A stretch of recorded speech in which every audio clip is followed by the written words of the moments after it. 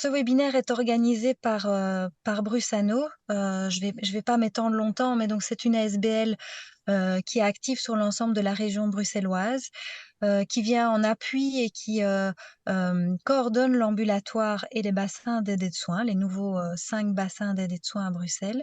On fonctionne avec des financements publics exclusivement. Et c'est une ASBL qui est assez jeune, qui a été créée en 2018 et qui rassemble une grande variété de profils, toute une série de compétences et aussi une certaine expertise pour tout ce qui est organisation du social santé. Alors, on agit depuis ce début d'année sur 6 territoires, 5 bassins et le niveau régional. Alors, Brusano travaille sur la transformation de l'organisation du système et comment on travaille là-dessus. On met à disposition des professionnels toute une série d'espaces dans lesquels ils peuvent expérimenter, ils peuvent utiliser des dispositifs qui vont leur permettre de travailler ensemble, de collaborer, de pouvoir expérimenter des modalités d'intégration, et ça dans l'objectif d'atteindre la vision de Brusano. Alors concrètement, ça veut dire que Brusano propose de l'accompagnement très concret pour les personnes en situation complexe ou de vulnérabilité et des dispositifs qui vont permettre de soutenir la collaboration et la complémentarité des différents acteurs à plusieurs échelles territoriales, les bassins, les quartiers et la région. Dans tout ce qu'on met à disposition, il y a notamment des brochures qu'on a appelées des focus. Et un de ces brochures, c'est celui dont il sera l'objet aujourd'hui. C'est une brochure qui porte sur les soins palliatifs et la fin de vie.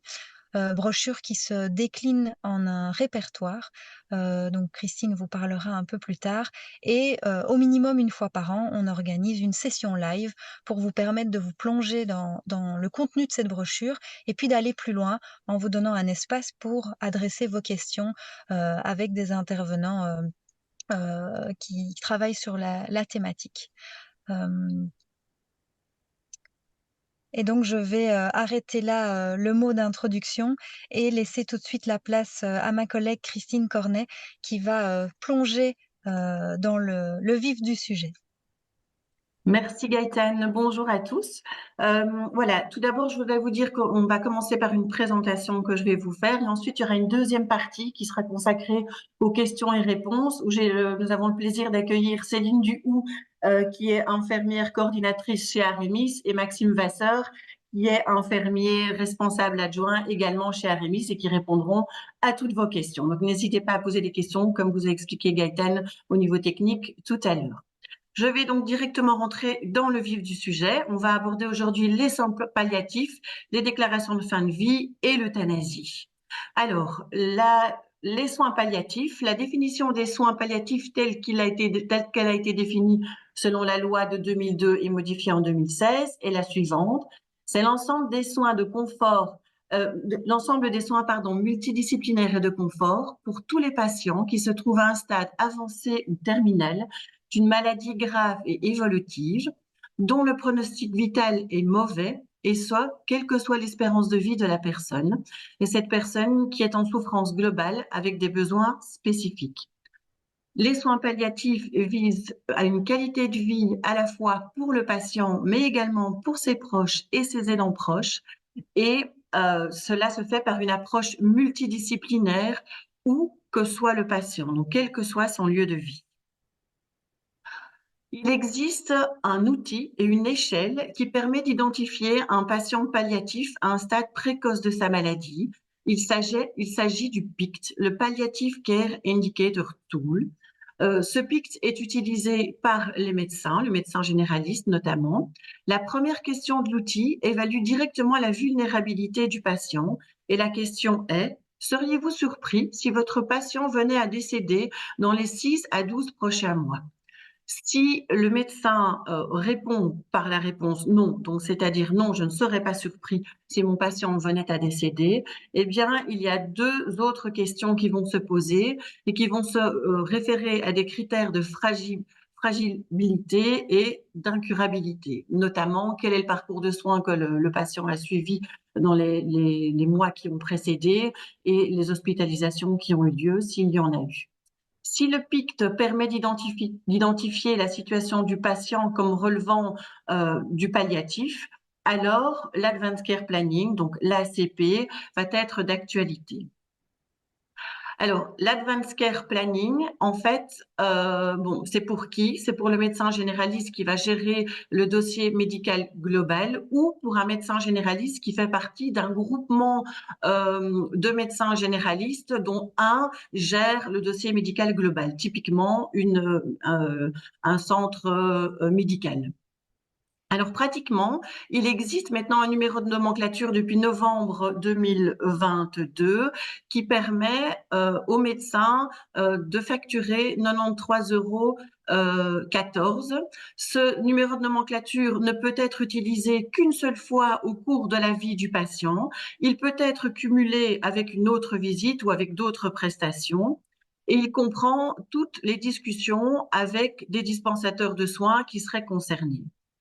La preuve du PICT positif et de l'ACP doivent être conservées dans le dossier médical du patient et le contenu de l'ACP doit être rendu disponible via un hub. Alors, il y a des modèles d'ACP, enfin, il y a un modèle d'ACP que vous pouvez retrouver. Il y a un lien, pardon, qui est indiqué ici, mes vieux jours. Vous recevrez ce webinaire après la fin de ce webinaire et donc vous pourrez cliquer sur ce lien pour pouvoir avoir un modèle d'ACP, mais typiquement, on demande au médecin de parler du projet thérapeutique avec son patient et de faire éventuellement les déclarations anticipées négatives. J'y reviendrai plus tard. Attention, on voulait quand même indiquer, et c'est très important, que pour le moment, le PICT n'est pas une échelle de référence pour donner accès pour les aides et remboursements qui sont liés aux soins palliatifs. Je vais revenir après à quelles sont les conditions et les documents qui sont nécessaires pour avoir accès à ces aides et à ces remboursements, mais le PICT permet d'identifier le patient palliatif, mais ne permet pas d'avoir accès aux aides et aux remboursements. C'est en train d'être discuté, mais ce n'est pas encore actif. Je vais maintenant passer en revue le statut palliatif à domicile et puis je parlerai de tout ce qui est palliatif dans d'autres lieux de vie. Donc, on va commencer par le domicile. Le statut palliatif à domicile ouvre des droits au niveau d'assurabilité. Donc, ce sont des droits à des aides qualitatives et financières à la fois pour les patients et pour les proches. En pratique, pour obtenir ce statut et ces aides, il faut remplir un formulaire qui doit être complété par le médecin généraliste et qui doit être envoyé au médecin conseil. Vous allez trouver ces formulaires sur notre site internet dans le focus fin de vie palliatif et donc vous aurez des liens qui vous permettra d'y accéder. Les conditions d'accès qui sont reprises dans le formulaire, je vais les parcourir avec vous. Donc, il doit s'agir d'un patient qui souffre d'une ou de plusieurs affections irréversibles dont l'évolution est défavorable, avec une détérioration sévère généralisée de la situation physique et psychique, chez qui des interventions thérapeutiques et la thérapie revalidante n'influencent pas cette évolution défavorable, pour qui le pronostic de l'affection est mauvais et pour qui le décès est attendu dans un délai assez bref, donc une espérance de vie de plus de 24 heures et de moins de 3 mois. Je fais une parenthèse ici. Vous voyez la différence qu'il y avait avec le PICT, où dans le PICT, on intervient de manière beaucoup plus précoce et où la question du décès se posait dans les 6 mois, 1 an. Donc ça, c'est vraiment une différence entre ce formulaire qui permet d'accéder aux aides et aux soins et le PICT qui intervient de manière beaucoup plus anticipative pour les soins palliatifs. Alors, je reviens aux conditions d'accès. Donc, il s'agit d'un patient ayant des besoins physiques, psychiques, sociaux et spirituels importants, nécessitant un engagement soutenu et long. Le cas échéant, il est fait appel à des intervenants possédant une qualification spécifique et à des moyens techniques appropriés. Et la dernière condition d'accès, bien sûr, c'est que la personne a l'intention de mourir à son domicile. Les aides et les remboursements qui sont possibles à domicile sont les suivants. Il y a d'abord un forfait, une allocation qui est de 801,23 € qui est modifié tous les ans. Donc ça, c'est le montant depuis le 1er janvier 2024 et il est renouvelable une fois. Ce forfait, typiquement, peut être utilisé pour acheter du matériel médical pour le maintien à domicile et également pour des médicaments. Alors, les autres aides et remboursements possibles, eh bien, ce sont les visites du médecin généraliste avec la suppression du ticket modérateur. C'est la même chose pour les soins infirmiers où il y a une suppression du ticket modérateur. Pour cela, l'infirmier doit compléter un formulaire et l'envoyer au médecin conseil. La même chose pour la kiné, il y a une suppression du ticket modérateur et alors il y a aussi la possibilité d'avoir deux séances de kiné sur une même journée, alors qu'en temps normal, on ne peut pas avoir deux séances de kiné sur une même journée. Donc ici, il y a deux codes de nomenclature qui peuvent être utilisés par le kiné s'il y a deux prestations sur la journée.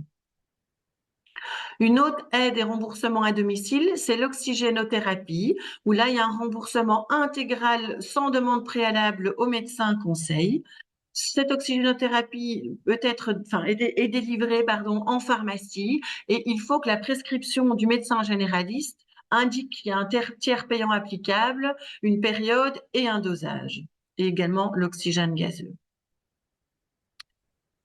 Je vais maintenant vous parler des informations générales pour les patients en soins palliatifs qui se trouvent dans les maisons de repos et des maisons de repos et de soins.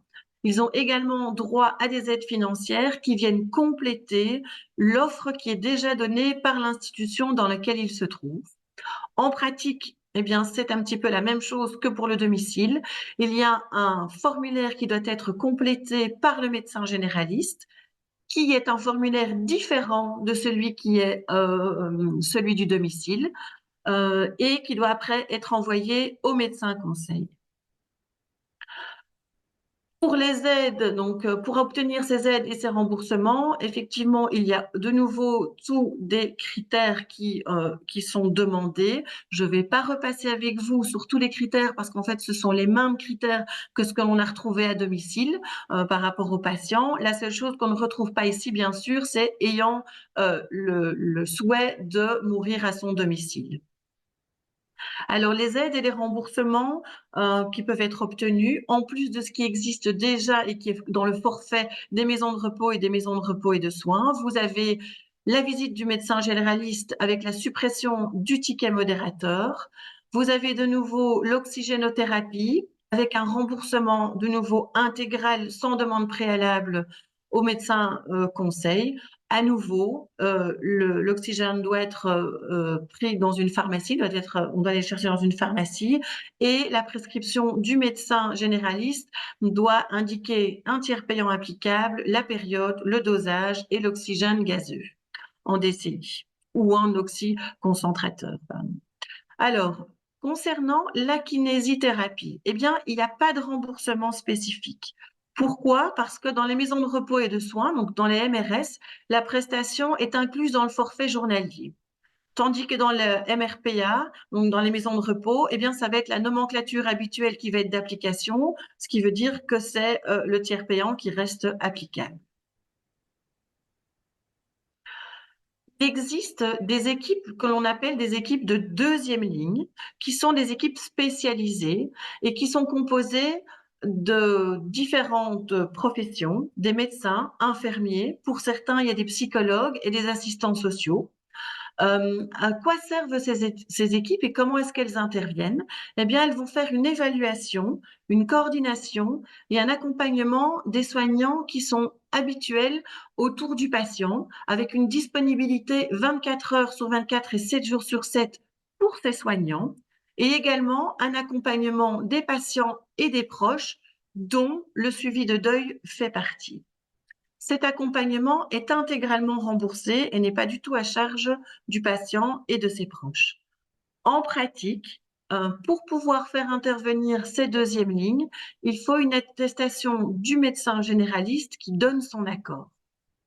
Alors, sur Bruxelles, il existe 4 équipes euh, qui viennent à domicile ou dans le lieu de vie de la personne. Vous avez Continuing Care, Interface, Omega et Semiramis. À cela s'ajoute l'équipe des psychologues de Brussano dont je fais partie, qui font également des suivis et des soutiens de patients et de leurs proches à domicile. Typiquement, pour des équipes de deuxième ligne qui n'ont pas de psychologue et dont les patients ou les proches souhaitent avoir un suivi psychologique, ou pour des équipes où il y a un psychologue, mais où le psychologue est déjà en soutien avec une personne qui est en fin de vie ou ses proches et qui a une deuxième demande dans le même accompagnement et dans le même, pour le même patient ou pour les proches. Brussano organise aussi des groupes de parole ponctuels pour des équipes de soignants qui seraient en difficulté face à des situations complexes et où il y aurait besoin d'avoir un support. Là encore, j'insiste, ce sont des groupes de parole ponctuels, ce n'est pas sur la durée. On vient maintenant à parler des soins palliatifs dans l'hôpital, au niveau de l'hôpital. Au niveau de l'hôpital, on retrouve des équipes mobiles hospitalières de soins palliatifs que l'on appelle les EMSP. Ils ont dans leurs équipes, ce sont des équipes multidisciplinaires, à la fois avec des infirmiers, des médecins, qui ont un rôle transversal dans tout l'hôpital et qui agissent en seconde ligne. Donc ça veut dire qu'ils viennent aussi en support dans les unités et dans les différents services de l'hôpital quand il y a un patient qui se trouve en palliatif, en fait, qui a un statut palliatif. Alors, il va être sollicité par le médecin de la salle, par le médecin, donc cette équipe va être sollicitée, pardon, par le médecin de la salle et du service. Et que va faire cette équipe mobile? Eh bien, elle va évaluer et faire des propositions spécialisées pour la gestion de symptômes réfractaires de la douleur et des souffrances. Pour des questions d'éthique, elle va former également le personnel de ces services et elle va essayer de développer la culture palliative dans le service et dans les services intra-hospitaliers. À côté de ces équipes mobiles hospitalières de soins palliatifs, vous avez des unités spécialisées en soins palliatifs, ce sont les USP. Il n'y en a pas dans tous les hôpitaux, il y en a dans 7 hôpitaux bruxellois, donc qui sont répartis dans la région bruxelloise, et ça représente environ 60 lits, 56 lits pour être exact. Et ils sont composés également d'une équipe pluridisciplinaire avec médecins, infirmières, kinés, ergo, aides-soignantes, psychologues et encore d'autres professions. Il existe également des soins palliatifs pour les enfants. Les enfants ont droit à un statut palliatif et il y a des avantages qui y affèrent. Il existe également des équipes en soins palliatifs pédiatriques qui se rendent à domicile et de liaison, et par exemple Globulome, et il existe des lieux de séjour résidentiels qui peuvent permettre à la famille d'avoir un moment de répit et à l'enfant d'avoir des soins adaptés. J'en viens maintenant à parler des aides financières pour les aidants. Les aidants proches, quand ils sont salariés, peuvent demander un congé thématique en soins palliatifs pour accompagner une personne qui est atteinte d'une maladie grave et incurable et qui est donc en soins palliatifs. Ce congé thématique permet de prendre un arrêt, enfin un congé, donc soit de manière complète sur le temps de travail, soit une réduction partielle du temps de travail en un 5e temps. L'indemnité forfaitaire en 2024 est de 886,73 € net ou de 1527 € net pour les personnes qui vivent seules avec un enfant à charge. La durée de ce congé thématique est de 1 mois et elle est renouvelable 2 fois pour une même personne. Donc, ça veut dire qu'il y a moyen de prendre 3 mois de congé de soins palliatifs pour accompagner une personne qui est en soins palliatifs. Alors, comment obtenir ce congé palliatif? Eh bien, ils font une attestation du médecin généraliste du patient qui est en soins palliatifs et il faut la remettre à l'employeur avec un document faisant la demande de congé. Et il faut également remplir un document à l'ONEM qu'il faut rentrer à l'ONEM et qui est le formulaire C61. Alors, vous pouvez aussi retrouver tous les liens sur notre site internet via le focus palliatif fin de vie. Une précision importante, c'est que quand on fait cette demande pour une personne qui est en soins palliatifs, l'anonymat peut rester. Vous n'êtes pas obligé de dire pour qui vous faites la demande, si c'est pour un parent, voilà, ou si c'est pour une personne qui vit sous votre toit. Vous n'êtes pas obligé en tout cas de donner l'identité de la personne. Il existe également des allocations forfaitaires pour les indépendants qui souhaitent accompagner un enfant ou un proche qui est en soins palliatifs. Il s'agit d'une interruption qui peut être soit totale, soit partielle de l'activité. L'indemnité complète en 2024 est de 1 574,68 € par mois. Alors, l'indemnité peut être demandée sur une durée maximum de 12 mois sur toute la carrière de l'indépendant et il est possible, bien entendu, de le disperser sur toute la carrière. Les 12 mois ne doivent pas être pris en une fois. Comment obtenir cette allocation forfaitaire et cette interruption totale ou partielle? Eh bien, à nouveau, il faut avoir un certificat du médecin généraliste du patient qui est en soins palliatifs et il faut l'envoyer à la caisse d'assurance sociale. Il existe d'autres dispositifs pour les aidants que vous pouvez retrouver ici via les liens Internet qui seront à votre disposition. Vous avez Aidants Proches Bruxelles, vous avez Doc Aidant et vous avez jeunesaidantproches.be également. Nous mettons également à votre disposition un répertoire spécialisé en matière de soins palliatifs où vous retrouvez différents acteurs qui sont présents en région bruxelloise. Et donc, ça se trouve sur notre site sous forme d'un fichier PDF qui est accessible. J'en viens maintenant à parler des déclarations de fin de vie. Donc, les déclarations fin de vie, c'est la planification anticipée des soins qui va permettre de réfléchir à la fin de vie, à sa fin de vie, et bien souvent de pouvoir ouvrir un dialogue avec son médecin et avec ses proches. C'est donc une démarche qui est totalement proactive, anticipative et qui est révocable. Ça veut dire qu'il y a moyen à tout moment de changer d'avis et de revenir sur les avis que l'on avait donnés. Il existe 5 déclarations anticipées. Vous pourrez également les retrouver sur notre site et vous aurez des documents que vous pourrez retrouver sur notre site. Il y a la déclaration anticipée négative qui reprend qui est relative au refus de soins.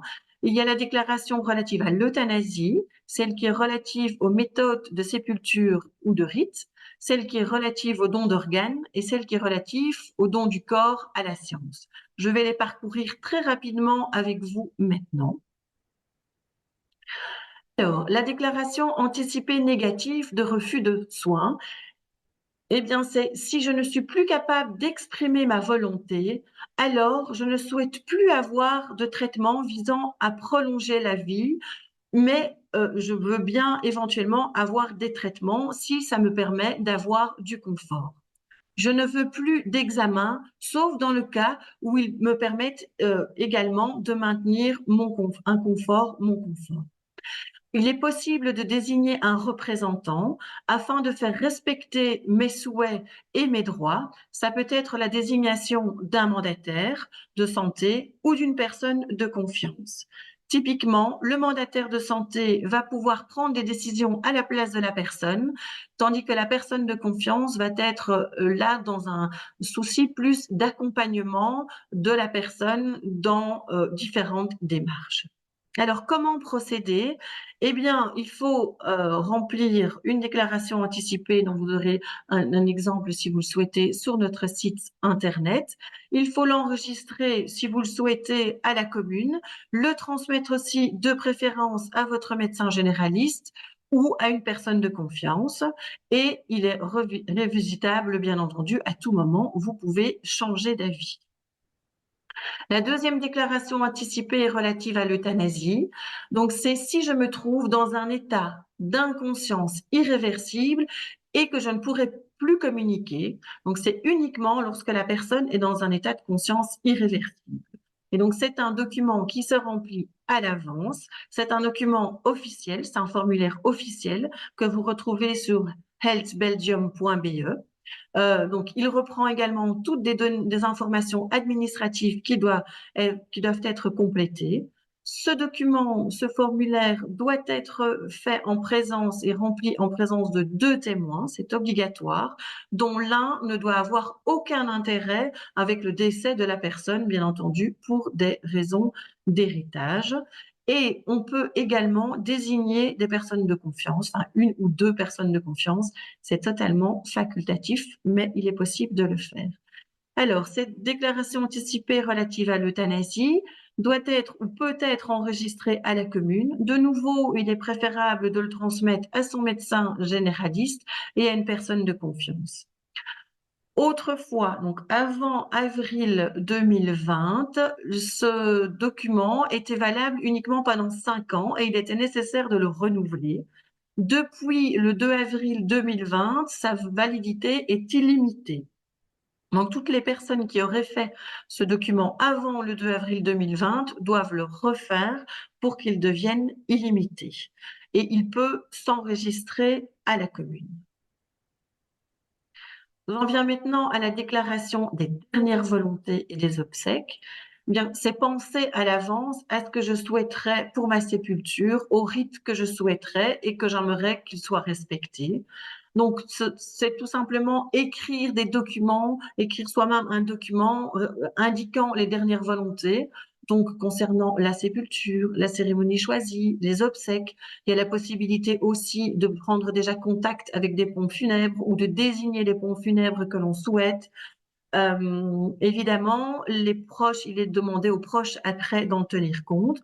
Vous pouvez l'enregistrer auprès de la commune, le transmettre à votre médecin généraliste et à votre personne de confiance. Et bien sûr, vous pouvez changer d'avis à tout moment. La quatrième déclaration, c'est la déclaration de don d'organes. Il faut savoir que toute personne est donneur potentiel d'organes, sauf si on déclare le contraire. Donc, il faut donner soit son consentement explicite, c'est-à-dire je veux vraiment être donneur d'organes et donc l'indiquer, et on peut même parfois avoir une carte de don d'organes sur soi qu'on peut garder dans son portefeuille de sur soi.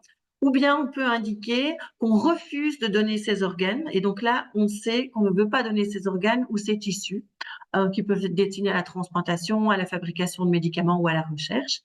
Comment procéder? Eh bien, là aussi, vous avez un formulaire officiel qui se trouve sur healthbelgium.be, L'enregistrement est possible auprès de la commune ou auprès de votre médecin généraliste ou directement sur mysanté.be. Oui, de préférence, il faut prévenir son médecin généraliste ou la personne de confiance parce que c'est très important. La personne ne sera plus en capacité de pouvoir le dire. Donc, il faut pouvoir prévenir si vous voulez vraiment donner vos organes ou si vous refusez totalement de les donner. La cinquième déclaration anticipée relative au don est relative au don du corps à la science. Donc, il s'agit ici de dire si on souhaite donner son corps à la science pour la recherche scientifique. Pour ce faire, il faut contacter à l'avance une université de son choix.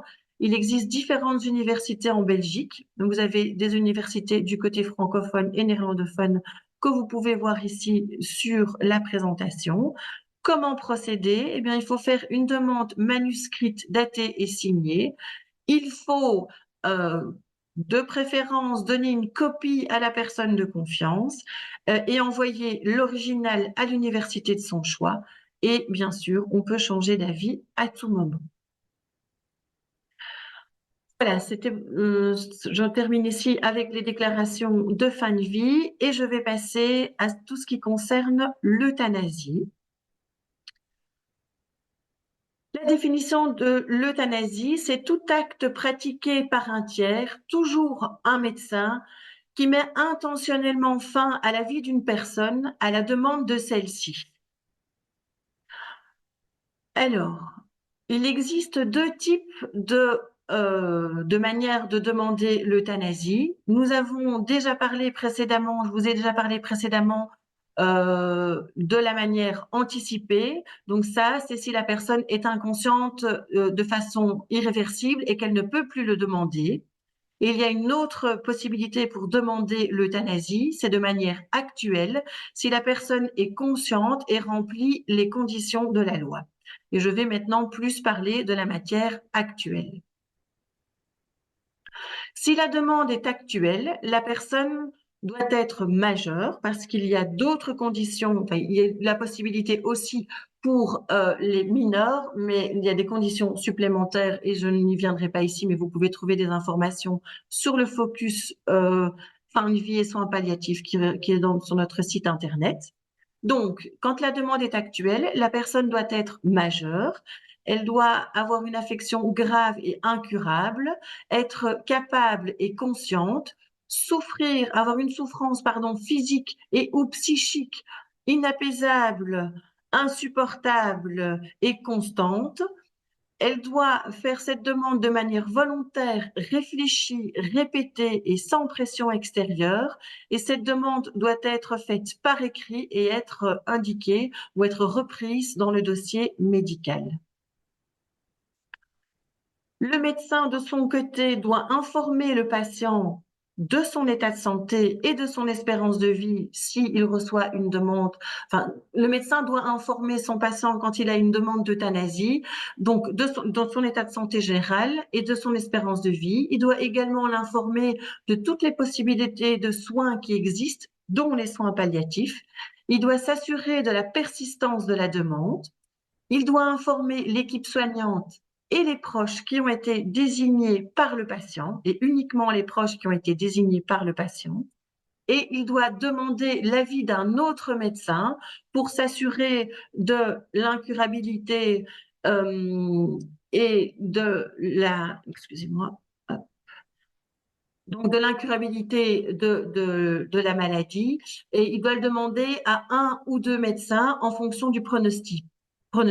Typiquement, si le pronostic de décès est à longue échéance, il va y avoir deux médecins qui vont devoir en plus intervenir et donc qui vont devoir donner leur avis. Vous trouvez différents outils qui sont à votre disposition sur notre site.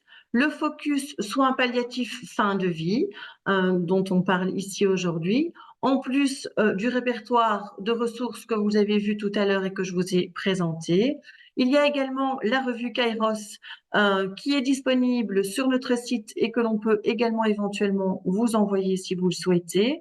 J'en profite pour vous dire que la dernière revue Kairos est parue aujourd'hui, la toute dernière revue, et elle a pour thématique les espaces et le temps.